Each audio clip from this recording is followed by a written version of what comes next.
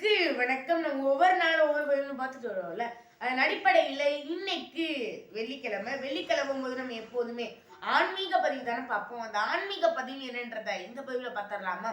என்ன அப்படின்னா, எல்லாருக்குமே தெரியும், மகாபாரதத்துல அபிமன்யுடைய மனைவியான உத்திரை.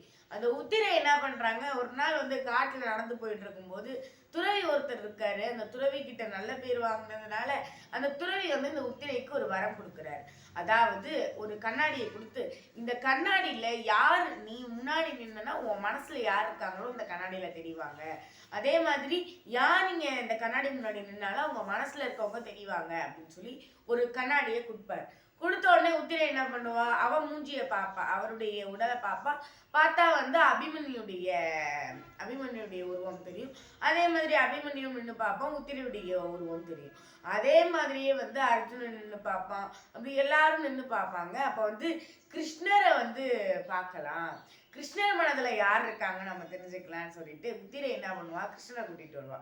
கிருஷ்ணா, நீ இந்த கண்ணாடிக்கு முன்னாடி நில்லு, உன் மனசுல யார் இருக்காங்க நான் பார்க்கணும் அப்படின்னு சொல்லுவாங்க. உடனே அர்ஜுனன் சொல்லுவான், நான் தான் அவனுடைய பெரிய பக்தன், அதனால நான் தான் அவனுடைய மனசுல இருப்பேன் அப்படின்னு சொல்லுவான் அர்ஜுனன். குந்தி சொல்லுவா, நான் தான் இருப்பேன் அப்படின்னு சொல்லி குந்தி சொல்லுவாங்க. அபிமன்யு, உத்திரை, அப்புறம் திரௌபதி எல்லாரும் நான் தான் இருப்பேன்னு நினைச்சாங்க. உடனே கிருஷ்ணர் போய் அந்த கண்ணாடி முன்னாடி நிக்கிறாரு.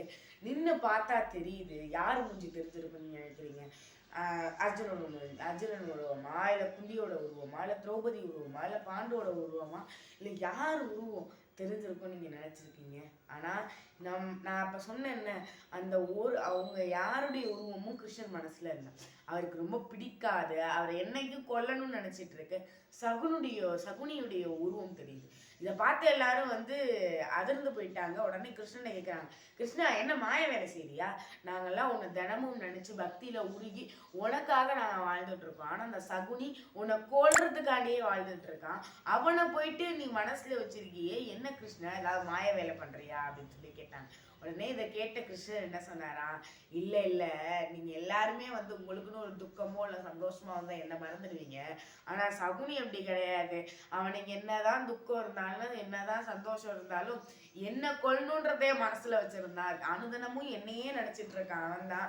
ஆனா நீங்க யாரும் அப்படி கிடையாது அப்படின்னு சொல்லி சொன்னானா. உடனே கிருஷ்ணன் எல்லாரும் அதிர்ந்து போயிட்டாங்களா. கிருஷ்ணனுடைய பதில் அப்படிப்பட்டது.